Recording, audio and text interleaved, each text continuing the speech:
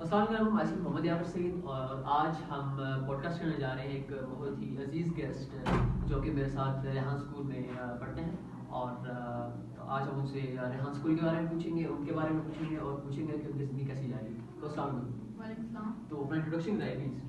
अस्सलाम वालेकुम, मेरा नाम ईशान हैदर है। मैं रेहान स्कूल में फाउंडेशन लेवल का स्टूडेंट हूँ। मैं कश्मीर से बिलोंग करता हूँ और अभी हम बाहर हो।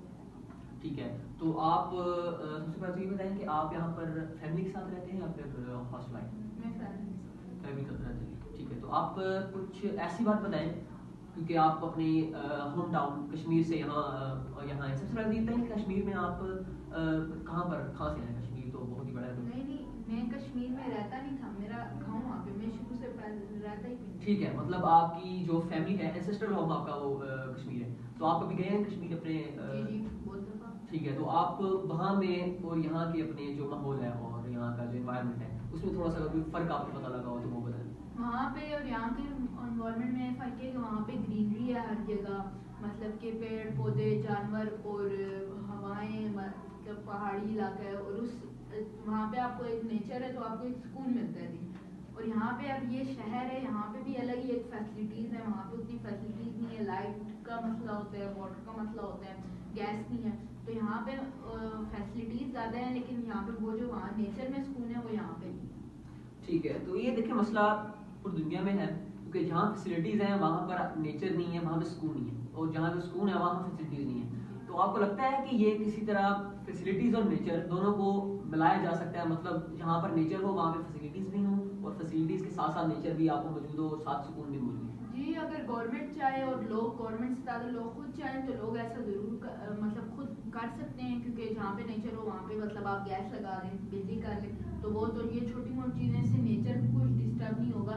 लेकिन आपको मतलब फैसिलिटीज़ भी थोड़ी मिल जाएंगी, आप नेचर के करीब भी रह सकते हैं। स्कूल्स बनाए जाएँ, बच्चे वहाँ पे भी अच्छे स्कूल्स में पढ़ सकें और मतलब के हॉस्पिटल्स बनाए, वहाँ पे भी मतलब आप फैसिलिटीज़ और नेचर को अगर आप मिक्स कर दें तो एक बहुत ही अच्छा इन्वायरमेंट बन जाता है। ठीक है, तो आपको लगता है कि अगर जैसे इलेक्ट्रिसिटी अगर बनाएं, अगर आपने इलेक्ट्रिसिटी के लिए डैम बनाई और उसके लिए काफ़ी आपको डिस्ट्रक्शन करनी पड़ेगी, आपको पहाड़ तोड़ने पड़ेंगे, रास्ता बनाना पड़ेगा एक, उसके बाद आप उसमें चीज़ें बनाएंगे और उसके बाद आप उसमें जो है सारा मतलब जो काम वगैरह करेंगे, तो उसमें आप डैम बनाएंगे। उसके बाद आप जैसे आप कह रहे हैं कि जैसे गैस लगाने का, तो गैस लगाने के लिए पाइपलाइन बिछानी पड़ेगी, पाइपलाइन के लिए खुदाई करनी पड़ेगी, टोटल निज़ाम ज़रा जो है वो गरम गरम होगा। तो आपको नहीं लगता कि ये सारा निज़ाम लगाने के लिए नॉइज़ पोल्यूशन होगी, शोर होगा, लोगों जो मतलब पोल्यूशन है वो उसका मकदार ज़्यादा बढ़ जाएगी और नेचर जो है उतनी सुकून वाली नहीं रहेगी जितनी पहले थी? जी, जैसे आप ये बात मैं आपको बताऊं, जैसे एक डैम है, मंगला डैम, वहाँ वहाँ पे पाकिस्तान की मतलब बहुत ज़्यादा बिजली वहाँ पर प्रोड्यूस होती है। वहाँ की बिजली जैसे यहाँ पिंडी यहाँ इस्लामाबाद तक आती है, तो वैसे अगर यहाँ पे रावल डैम है, यहाँ रावल डैम से वहाँ तक बिजली नहीं जा सकती है। तो नेचर इसमें मतलब कि अगर नॉइस पोल्यूशन होगी तो वो कुछ टाइम के लिए होगी, 1 साल के लिए होगी, 2 साल के लिए होगी, बाद में तो फिर मतलब लोगों को फैसिलिटीज़ तो मिल जाएंगी ना, और नेचर थोड़ा डिस्टर्ब होगा। लोग फैसिलिटीज़ को लेके मतलब नेचर को ख़त्म करना शुरू कर देंगे, पेड़ शेड़ काटने शुरू कर देंगे, पहाड़ तोड़ेंगे। नेचर थोड़ा तो डिस्टर्ब होगा लेकिन थोड़ा तो मतलब करना पड़ता है, अगर कुछ लेना है, कुछ पानी नहीं, कुछ खोना भी तो पड़ता है। बिल्कुल। ठीक है, तो इसके बाद मुझे अपने बारे में थोड़ी सी एक सबसे अच्छी बात बताएं जो आपको अपने बारे में लगती है।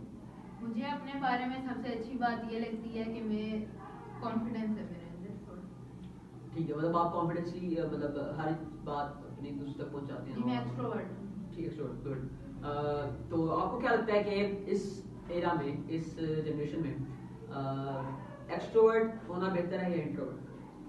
एक्सट्रोवर्ट और इंट्रोवर्ट दोनों मतलब ठीक है, क्योंकि एक्सट्रोवर्ट अगर आप नहीं होंगे कल को मतलब आप अपने हक के लिए आप उतना बोल नहीं पाएंगे। एक्सट्रोवर्ट इसलिए होना है मतलब कल को अगर कोई आपका हक छीन रहा है तो आप उसको बोल सकते हैं, लेकिन आप मतलब उतना भी ज़्यादा हद से ज़्यादा ना बोलें। इंट्रोवर्ट होना है लेकिन अगर कोई आपका हक छीन रहा है तो उसको बोलें, कोई आपसे गलत कर रहा है तो उसको आप बोलें। ऐसे मतलब खाली कोई बोल रहा है आपको तो वो आप चुप रहेंगे तो वो आपके साथ और करेगा, आपको अपने हक के लिए आवाज़ उठानी पड़ती है। तो एक्सट्रोवर्ट और इंट्रोवर्ट मतलब थोड़ा मिक्स इनका कॉम्बिनेशन रह गया। ठीक है, मतलब आप कहना चाह रहे हैं कि ये दरमियान वाला काम है, क्योंकि ज़्यादातर अगर ज़्यादा एक्सट्रोवर्ट होंगे तो दुनिया आपके खिलाफ होगी, आपको मतलब ज़्यादा बातें झगड़े वगैरह और हर चीज़ मसले हो जाए। और ज़्यादा इंट्रोवर्ट रहेंगे तो आप अपने अंदर ही बंद रहेंगे। तो ये आपका काफ़ी अच्छा जवाब है, काफ़ी अच्छा सोच रहे हैं हम। तो आप अपने बारे में कोई एक ऐसी बात बताएं जो आपको सबसे बुरी लगती है कि यार ये मुझे अपनी चेंज करनी है और ये मेरे अंदर नहीं होनी चाहिए। जी, मेरे बारे में सबसे बुरी बात ये है कि मैं अपने अम्मी अब्बू की एक आवाज़ नहीं सुनता। पहली बात मतलब पहली बार अगर वो मुझे पहली बार में बोलते हैं मुझे आवाज़ आ भी जाती है, लेकिन मैं मतलब कि जानबूझ के एक तरीके से मैं नहीं सुनता। मतलब मैंने अपने अंदर ये आदत चेंज करनी है कि मैंने अपने अम्मी अब्बू या किसी की भी कोई जो मुझसे बड़ा है या सीनियर छोटा भी है उनकी बात पहली आवाज़ में बात सुनिए, क्योंकि वो हमारे लिए बहुत कुछ करते हैं, तो हमें भी उनके लिए मतलब कम से कम उनकी बात सुन जो हम सब। बिल्कुल।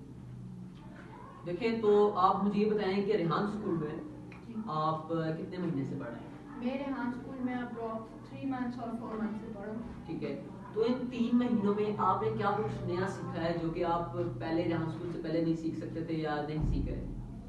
जी, मुझे जो शुरू से ही ना आर्टिफिशियल इंटेलिजेंस और कंप्यूटर्स के बारे में सीखने का शौक है, तो इसके बारे में तो मुझे थोड़ी बहुत नॉलेज थी। मतलब कि अभी तक जैसे मैंने कैनवा पोस्ट सीखी है, अब कैनवा पोस्ट मुझे पहले भी आती थी, स्टोरी पोस्ट वो मुझे पहले आती थी, लेकिन मतलब कि मैं यहाँ पे मेरा मेन आने का रीज़न ये है कि पहले मैं ये चीज़ साइड पे कर रहा था, मतलब साइड हसल था एक तरीके से मेरा। अब ये मेरी मेन यही मेरा इस पे फोकस है, तो अब मैं कैनवा पोस्ट जैसे मैंने सीखी है मैं उसको और बेहतर कर सकता हूँ, स्टोरी पोस्ट मैंने सीखी है और बेहतर कर सकता हूँ, और कोडिंग जैसे मैंने सीखी है, कोडिंग मुझे पहले आती थी, क्लाउड एआई वाली आती थी, लेकिन जो अब आगे हम सीखेंगे बुक 4 में कर्सर से, वो मुझे नहीं आती। तो और इंटरव्यूज वगैरह ये कॉल नहीं करने से ये कर तो मैं लेता, लेकिन यहाँ पे मैं अब डेली की रूटीन में करता हूँ, तो मेरे अंदर कॉन्फिडेंस बिल्डअप हो जाता है। तो ये बात ठीक है, तो अभी आपने कॉलेज वगैरह की बात, तो आप जैसे आपकी इंग्लिश कैसी है? मेरी इंग्लिश मतलब ओके ओके है, ठीक ओके है। ओके, तो आप अगर 10 में से रेट करना चाहें अपनी इंग्लिश को तो आप क्या कितना रेट करेंगे? 10 में से अगर मैं रेट करना चाहूँ इंग्लिश के, देखें मुझे वर्ड्स तो आते हैं, वर्ड्स मुझे, लेकिन एक एक्सेंट जो होता है ना वो एक्सेंट पकड़ना बहुत मुश्किल है। और मेन चीज़ ही जब आपका एक्सेंट होगा, अगर आप कोई वर्ड गलत भी बोलेंगे ना किसी को मतलब उतना फर्क नहीं पड़ेगा, लेकिन अगर आपका एक्सेंट ही नहीं है, आप ऐसे मतलब पश्तो अगर आप बोलते हैं तो आप पश्तो में इंग्लिश बोलना शुरू कर दें तो वो फिर गलत हो जाता है। मतलब मैं अपनी इंग्लिश को रेट करना चाहूँगा 7।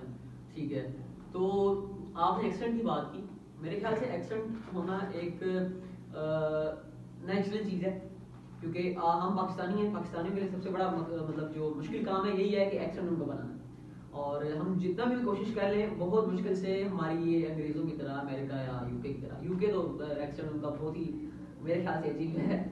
और इसके अलावा आप अमेरिकन एक्सेंट आसान है और वो बेसिक एक्सेंट है, वो हम बोल सकते हैं अगर हम कोशिश करें तो, लेकिन इसके लिए टाइम चाहिए। और मेरे ख्याल से इस ज़माने में इंग्लिश को इतना ज़्यादा एग्जैजरेट कर दिया गया है, और अभी अगर हम ना सीखें तो हमारी ज़िंदगी का गुजारा नहीं है। इस वजह से हमें सीखना, एक्सेंट सीखना, अच्छी इंग्लिश सीखना है बहुत इंपॉर्टेंट हो गया। तो आप मुझे बताएं कि आपने जो ट्रेडिशनल स्कूल है उसमें उसको कहाँ तक पढ़ के मतलब छोड़ा? मैंने ट्रेडिशनल स्कूल में मैं 7th क्लास तक पढ़ा हूँ। और मैं दूसरी बात आप ये कह रहे थे एक्सेंट नहीं सीखना, इंग्लिश जैसे हम लोग सीखते हैं ना, तो हम बाहर के जो मुल्क है हम उनकी कॉपी करते हैं। हमें ये तो अब आज के ज़माने में तो हम इंग्लिश के बगैर रह ही नहीं सकते ना, इंग्लिश तो हमारा सीखना कंपलसरी हो गया। कुछ भी आप जॉब इंटरव्यू के लिए जाएंगे आपको इंग्लिश पूछेंगे, आपको इंग्लिश आती है कि नहीं।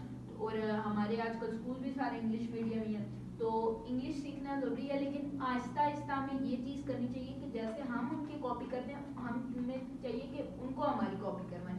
उर्दू को भी एक इंटरनेशनल लैंग्वेज बनाए, क्योंकि इंग्लिश भी पहले इंटरनेशनल लैंग्वेज नहीं थे ना, हमने उनकी कॉपी की, हमें लोगों ने इसको ऐसा उन्होंने बढ़तरी दी कि हमें लगने लग गया अगर हम ये ना सीखेंगे तो कुछ भी नहीं होगा। और ये बात सही है कि आज के ज़माने में अगर हमने इंग्लिश ना सीखी तो हम मतलब अभी कुछ नहीं कर सकते। देखिए आपने इंटरनेशनल बात ठीक है, लेकिन इंटरनेशनल लैंग्वेज उर्दू बनाना मेरे ख्याल से इतना फ़ायदेमंद नहीं होगा, क्योंकि उर्दू जो है सिर्फ साउथ एशिया में बोली जाती है, मतलब इंडिया, पाकिस्तान, नेपाल और श्रीलंका, बांग्लादेश में थोड़ी बहुत उर्दू जो है बोली जाती है, समझी जाती है। लेकिन जो बाकी मुल्क हैं जैसे कि देखें इंग्लिश जो है मेन लैंग्वेज ऑस्ट्रेलिया की मेन लैंग्वेज है, न्यूजीलैंड की मेन लैंग्वेज इंग्लिश है, यूके की और जो अमेरिका है उसकी मेन लैंग्वेज इंग्लिश है, कनाडा की मेन लैंग्वेज इंग्लिश है। तो इन सब की इंग्लिश है, उर्दू सिर्फ हमारी है। तो मेरे ख्याल से ज़्यादातर मुल्क अगर इंग्लिश सपोर्ट करते हैं, मतलब ज़्यादातर मुल्क के लोग इंग्लिश बोलते हैं, तो मेरे ख्याल से इंटरनेशनल लैंग्वेज इंग्लिश को बनाना इज़ ठीक है, बनाना ठीक था। और वैसे भी पुराने ज़मानों में हमारे जो एंसेस्टर्स थे उन्होंने कुछ सोच के ये काम किया होगा। और अमेरिका ने भी काफ़ी ज़्यादा मतलब अपने लिए फ़ायदे चूज़ किए, जैसे डॉलर को इंटरनेशनल करेंसी बनाया और इंग्लिश को अपनी इंटरनेशनल लैंग्वेज बना लिया, और ताकि उनको फ़ायदे। बाकी ये काम हमारे हाथ से निकल चुका है, ये हमारे सिस्टर्स का फैसला था, उन्होंने कर लिया। अब हमें जो है अब आगे की ज़िंदगी को देखना है। तो आप मुझे ये बताएं कि आपने वाला चूज़ किया? जी मैंने वाला चूज कर लिया। तो आपका वाला क्या है? बिजनेस वाला। तो आपने बिजनेस वाला क्यों चूज़ किया? क्योंकि मैंने आपको बताया कि मुझे कंप्यूटर सीखने का शौक था, साथ साथ मुझे बचपन में मैथ्स का मुझे बड़ा शौक है। और मैथ्स के मतलब मेरे जहन में हर वक्त कोई ना कोई पैसे कमाने की टेक्निक्स चलती हैं, जो ऐसी टेक्निक्स जो कि पहले कंपनी जो कोई एग्जिस्ट ही नहीं करती, और वैसी मतलब मैं अपने ब्रांड्स अपने नई टेक्नोलॉजीज की मेरे जहन में, तो अगर मैं ऐसे कंपनी में जॉब्स तो नहीं ढूंढ सकता क्योंकि ऐसी कंपनीज तो मिलेंगी ही नहीं मुझे जो मेरे जहन में चलती हैं। तो फिर मैं इसीलिए मैं अपना बिजनेस करूँगा। और अपने बिजनेस में एक और बात है कि मुझे मतलब किसी की ज़्यादा गुलामी जो होती है ना, एक चीज़ जॉब हम एक गुलामी ही करते हैं, लेकिन तो वो मुझे करना नहीं पसंद, मतलब शौक नहीं है ना। क्योंकि अगर आप किसी गुलामी करेंगे आप एक चीज़ बाउंड रह जाते हैं, आप उससे ज़्यादा अपने आगे कुछ सोच नहीं सकते। आपको जो ऑर्डर देगा आपको वो करना पड़ेगा। लेकिन अगर आप अपना अगर फर्ज करें आपका ठेला भी है ना, तो उसमें भी आप अपनी पसंद का फ्रूट ला के रख सकते हैं। लेकिन अगर आपका कोई बड़ी कंपनी में भी आप अगर जॉब करते हैं ना, तो उनके ऑर्डर्स पे आपको चलना पड़ता है। ठीक है। तो आप मुझे बताइए, आपको मैथ का शौक है, उसके साथ साथ आप कह रहे हैं कंप्यूटर का शौक है, तो आपने ये जो मशीन लर्निंग एक फील्ड है, आपको अगर आपको पता हो, तो उसकी तरफ आपने जाने का क्यों सोचा? मशीन लर्निंग की फील्ड की तरफ मैंने इसलिए जाने का नहीं सोचा क्योंकि एक मशीन लर्निंग में सीख लूँगा, मुझे मतलब वो तो एक बाय प्रोफेशन मैंने बिजनेस करना है। बाकी मतलब चीज़ें मैंने बहुत ज़्यादा सीखनी है, चीज़ें मैंने साइंटिस्ट वाले केमिकल्स वगैरह वो चीज़ें भी सीखनी है मैंने, या आप जो मशीन लर्निंग बता रहे हैं कंप्यूटर वगैरह इनको मैनेज करना, सब चीज़ें ये भी चीज़ें मैंने सीखनी है। ग्राफिक डिज़ाइनिंग जैसे ये भी मैं एक साइड चीज़ कर रहा हूँ ना, ये मतलब मैंने सीखनी है, लेकिन बाय प्रोफेशन मैंने बिजनेस ही करना है। तो आप बिजनेस किस तरीके से, मतलब आप कह रहे हैं कि आपको आइडियाज काफी ज्यादा थे, तो आप बताएंगे एक आइडिया अगर हमसे शेयर करें, अगर आपका ज्यादा सीक्रेट ना हो या कुछ तो। जी मैं जो मतलब के आइडियाज मैं आपको बताता हूँ, मेरा मतलब कि बिजनेस का मेरा ऐसा माइंड है ना कि मैं ऐसा बिजनेस शुरू करूँगा जिसमें इन्वेस्टमेंट तो लगेगी। मैं ये जो सारी आपको चीज़ें बताई है ना मैंने, इनका सीखने का मेरा रीज़न ही यही है कि इनसे जब मैं सीखूंगा तो इनको मैं जॉब मैंने करनी पड़ेगी, क्योंकि बाय फाइनेंशियल हम इतने स्ट्रॉन्ग नहीं है कि मतलब इन्वेस्टमेंट में बिजनेस कर सकूँ। तो इसीलिए मैं ये चीज़ें सीखूंगा ताकि मैं इन चीज़ों से इन्वेस्टमेंट इकट्ठी करके कोई बिजनेस स्टॉक करूँ। जैसे मेरा एक है कि मैं ड्रॉप शिपिंग करूँगा थोड़े टाइम के लिए, ताकि ड्रॉप शिपिंग से मैं थोड़ा पैसा कमाऊँ। फिर मैं ड्रॉप शिपिंग के बाद में ऐसी मतलब कि अपने प्रोडक्ट्स जो होते हैं कुछ अपनी टेक्नोलॉजी नहीं लाऊंगा, जैसे कि ऐसी जो आजकल के नए फ़ोन्स हैं, फ़ोन्स में कुछ इन्वेशन करूँगा। जैसे कि मेरा वैसे हंसने वाली बात लगती है, मैं ऐसा कैमरा बनाऊंगा जो फ़ोन के ऊपर से निकल के मतलब ड्रोन शॉट्स भी सके फ़ोन के अंदर, ऐसे फ़ोन्स बनाऊंगा। मतलब मैं डिफरेंट टेक्नोलॉजीज पर वर्क करूँगा और उन पे अपनी कंपनीज बनाने सोचूँ। जो टेक्नोलॉजी सबसे मुझे बेहतर लगी, जिसकी मुझे ज़्यादा स्कोप लगा, उस पर अपना बिजनेस करूँगा। ठीक है, मतलब आपका ये काफी आइडिया मुझे अच्छा लगा। मतलब आप ड्रोन कैमरा एक मोबाइल के अंदर ही आप बनाना चाह रहे हैं कि मतलब आप मोबाइल के अंदर ही एक छोटा सा ड्रोन हो जो कि आपके ड्रोन शॉट्स भी ले ले, मतलब एक प्रॉपर आप जी पहले के टाइम पे ऐसे कैमरा आते थे, अगर आपको याद हो तो फोन के जब वो खरीदते थे फोन के ऊपर से एकदम से निकलता जी था जी वो, उस स्टाइल में मतलब वो कैमरा जब अगर आपने ड्रोन शॉट्स लेनी है तो वो कैमरा मतलब छोटा बिल्कुल माइनर कैमरा बनाओगे, फोन या बड़े नहीं कर सकते फिर लोग खरीदेंगे, तो उस कैमरे से वो आपकी ड्रोन शॉट्स भी ले सकते हैं। और आगे फ्यूचर में तो ऐसी ऐसी टेक्नोलॉजीज आ रही हैं तो उनकी भी मतलब मदद लेके मैं करूँगा। लेकिन आपको लगता है कि पॉपअप कैमरे से मतलब वो सीन नहीं हुई, वो ड्रोन शॉट्स नहीं आएंगे?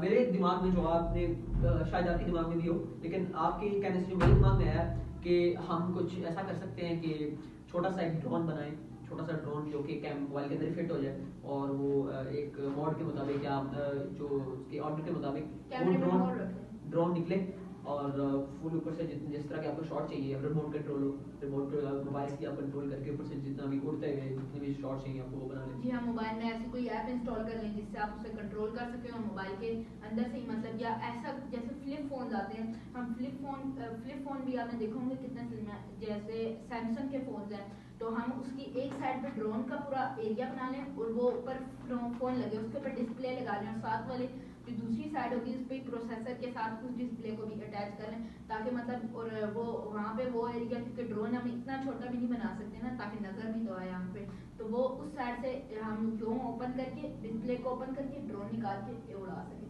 ऐसा भी कर सकते हैं। ठीक है, तो आप कोई लास्ट एडवाइस जो हमारे व्यूअर्स को देना चाहिए ताकि व्यूअर्स जो हैं आपको। जी, मैं लास्ट एडवाइस बस यही देना चाहूँगा कि आप जो भी काम कर रहे हैं, जिस भी काम में आपको इंटरेस्ट है वही काम करें, तो मतलब कि आपको अगर कबाड़ी बनने का भी इंटरेस्ट है ना, आप वो बने, क्योंकि जिस काम में अगर आप इंटरेस्ट है, अगर आप उसमें अगर आप उस काम करेंगे तो आप हमेशा उसमें मतलब कि आगे पाएंगे। जैसे कि आप अगर आज किसी दूध वाले की शॉप पे जाएं, आप उससे पूछें कि आपने बचपन में क्या बनना था, तो वो कोई बताएगा मैंने आर्मी ऑफिसर बनना था, कोई बताएगा मैंने क्या बनना था। तो मतलब कि आप अगर अपने काम पे फोकस रहेंगे ना, जिस पे आपको इंटरेस्ट है, आप यकीनन अल्लाह आपको तरक्की देगा। मतलब मैं जब आप खुद मेहनत करेंगे तभी अल्लाह आपकी मदद करता है। तो बस मेरी यही एडवाइस है। ठीक है, बहुत अच्छा लगा आपसे बात करके, बहुत इंटेलेक्चुअल आंसर दिया आपने, बहुत अच्छे काम किए आपने। तो ये था व्यूअर्स हमारा आज का पॉडकास्ट निशान हैदर के साथ, और हम मिलते हैं आपको अगले पॉडकास्ट में। Thank you very much for watching. Yawar C signing of.